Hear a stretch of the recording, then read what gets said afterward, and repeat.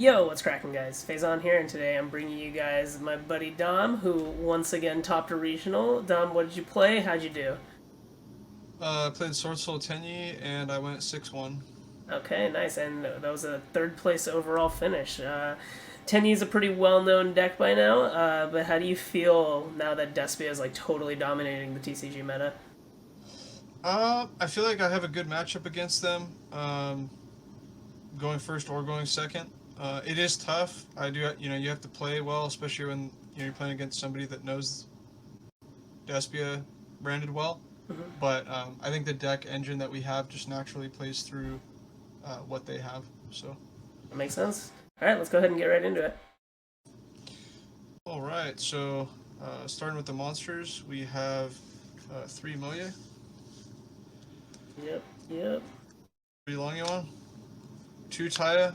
I see people playing one. I don't think that makes any sense. This card is amazing. It helps facilitate uh, combos. It's great for follow up. I often prefer it over Moye, especially if you don't have another worm in hand. Um, so yeah, this card at two makes a lot more sense to me. Two Ecclesia. I had been playing three for forever. I tried it at two for a few tournaments, and I actually like it more. Because when I did play three, I draw two in my hand more often. And this card is don't get me wrong, this card is a great card, but you really don't want to draw multiples of it. Mm-hmm. But you do want to see it. Anyways, that's it two. And then moving into the Tenyis, I have one Shatana, two Adhara, three Ashuna, three Vishuddha. So I was before playing 3-3-3, and then the blue I typically play. I lowered this to one. I was watching different like YCS top profiles, and I noticed that like everyone kind of has their own opinion. Like some people play two Vishuddha, 3-3. Like it's all kind of all over the board. But drawing this, like this doesn't do anything compared to these. Like this gives you follow up, and it is a tuner. But like this actually like builds a board or helps you just go into Shaman by itself. This bounces and it helps break boards. Whereas again, this is just like follow up, and then if you have a board that's not that great, you can sometimes go into Halk. So I cut this to two, and I didn't miss the third one at all. So, anyways, that's the Tenyis. Yeah, Moving so on when to when you're playing like the Hulk Auroradon like Despot stuff, how consistently are you actually going into Despot if your Adhara is only at two? well, I have other tuners. Like I play Ash and Bell, um, and Adhara is easy access because I play Vessel, so that's like Mm, another two copies of Adhara. Plus, I play Heavenly Circle, so that's another two copies of Adhara if I really need it. makes sense. Um, anyways, but yeah, I would say, yeah. Anyways, one Despot, of course, and then the hand traps: three Ash, three Bell, three Crow. These are the monster hand traps. So, uh, you could argue this shouldn't be in main. This does come up. Funny enough, I had a board where I kind of bricked. Like I got hand trapped. I got ashed on my emergence. All I had was Long Yuan play. It was like Long Yuan and Adhara and a couple hand traps. I think it was Ash and DD Crow. Um, and so I just went Chenying, and so you have DD Crow. DD Crow triggers Chenying, so you just Oh like yeah, wait for them to, like play a card. It goes to grave. Um, Usually they'll fill up their grave with like a couple things. As soon as they have two or more, and they have something that you want to stop there, you just DD Crow, and then you banish trigger the two things. chaining. Yeah, that makes sense. Do you find that it's ever overkill having both triple Crow and triple Bell? Um, some matchups is bad, but it helps me with back row decks too. Like people playing Eldritch, Mm-hmm. DD Crow is clutch. Um, DD Crow's been clutch. I actually like DD Crow more than Bell against Eldritch because it actually, like It when they stops Golden Lord permanently. effect. Yeah, exactly. Because usually they don't play recovery, so I like it because my worst matchup is back row, like Eldritch with Zombie World. So, um, actually, I really like DD Crow in main. You could argue and put in something else. Like I've tried talents. I actually like talents too, but I saw this in the one of the YCS lists and I thought I'd try it. So it's worked fine. Spells, three emergence, two vessel, two heavenly, one desires, one called by, uh, pot agreed, and card that should be banned. Obviously, we got to play those. Heavenly is literally search any worm. Um, if they imperm or Valor your Moye, you're making Chi anyways. I mean, either that or they're wasting an Ash. So now you just like got 2 cards out of their hand, which is not like it's not bad. In this deck, we don't mind trading, um, getting rid of those interruptions.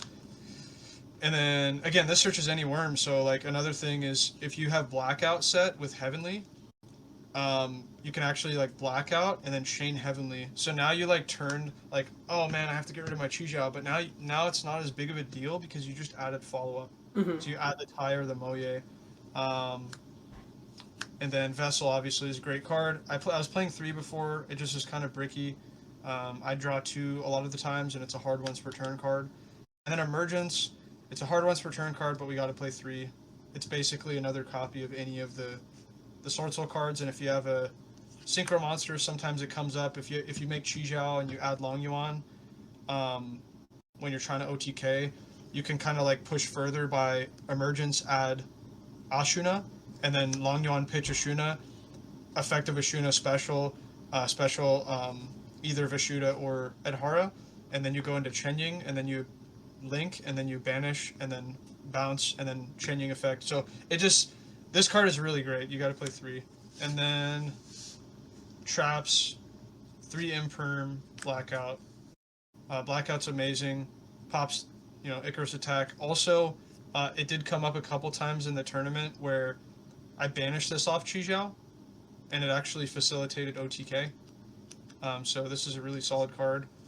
And then Imperm, I did brick on it a couple times, but it also won me the game sometimes. I think it's probably worth having, play this, play Droplet, play something that negates monsters, because it's really useful. There's a guy that he branded opening pitch Ash, and when he pitched Ash, I'm like, okay, the rest of his hand must be like not that great. If he's pitching a hand trap, he must not have like enough engine to really sustain here. So I impermed the Aliber that he summoned, and he passed his turn. So anyways, imperm's still good. Yeah. So that's the main deck.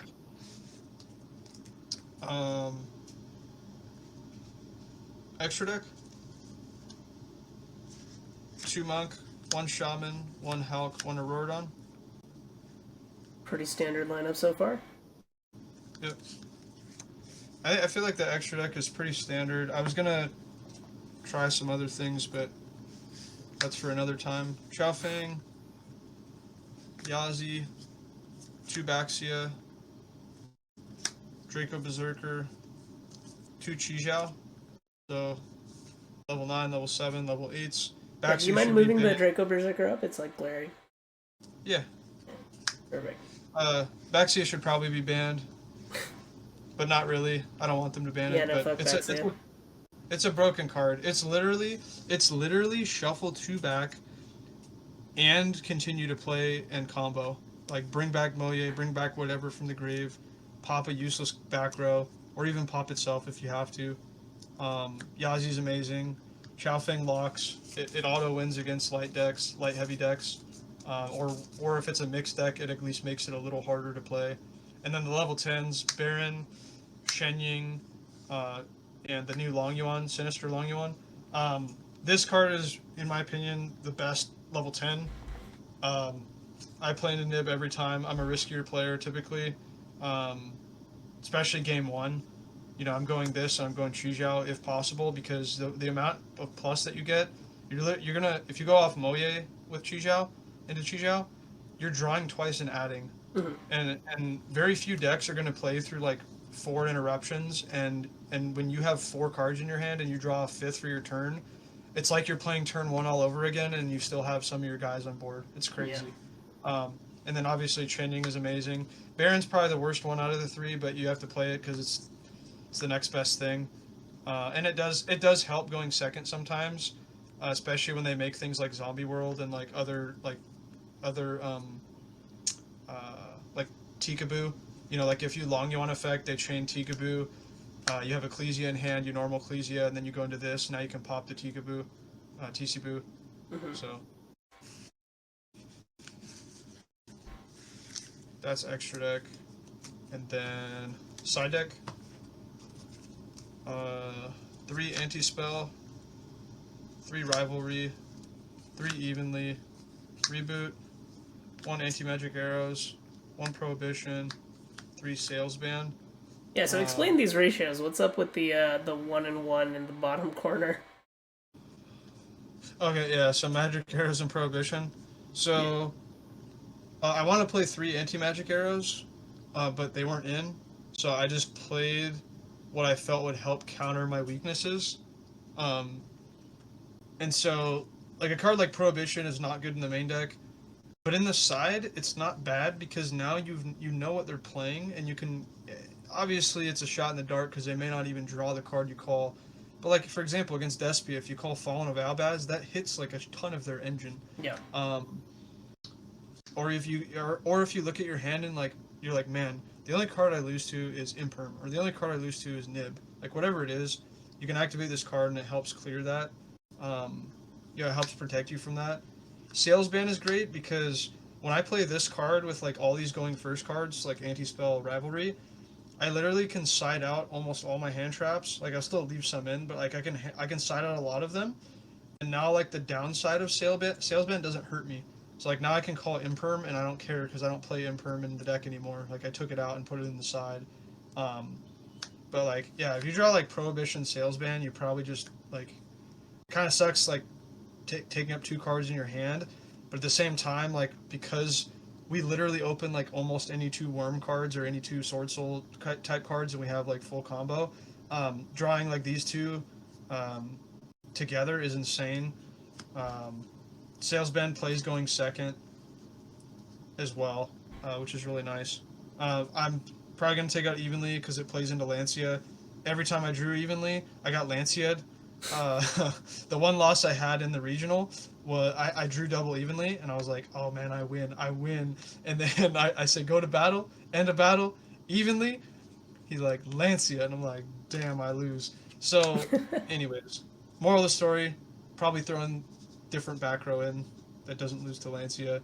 I'm probably going to take out a sales ban and a prohibition and put in 2 more anti-magic arrows. I do think sales ban is worth consideration. All right, for sure. I think that's pretty much it for the profile. Thanks for the time. And do you have any shout outs to give before we wrap it up? Yeah, shout out to all the boys at the Super Dreadnought TCG. We get some great testing in. We bounce ideas off each other, and appreciate you guys there. And I hope you guys start topping too. Fuck you. You already talked a couple times. Alrighty. Make sure you check out Tom's channel, which I'll leave in the description. But make sure you leave a like, comment, and subscribe, and I'll catch you guys later. Peace.